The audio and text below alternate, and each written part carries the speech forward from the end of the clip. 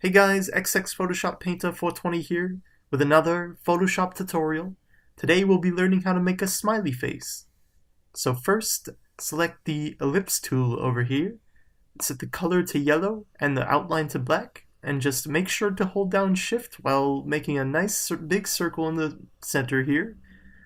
Okay, now that we've done that, we make a new layer. Take the pencil tool. If you've seen my dot tutorial, you'll know exactly what I'm doing here. I'm about to make 2 dots and a smile. Alright, thank you very much for watching. I'll be back next year with another sick, nasty Photoshop tutorial. See you then. Oh, what was that? What happened?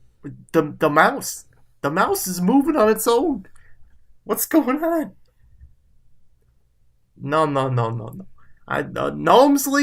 Gnomesley! Help! Come here! There's... Oh no! Oh, what's happening? Oh no! Oh, it's drawing... No! Gnomesley! No! It's making a pentagram! A poorly drawn pentagram! Gnomesley! No!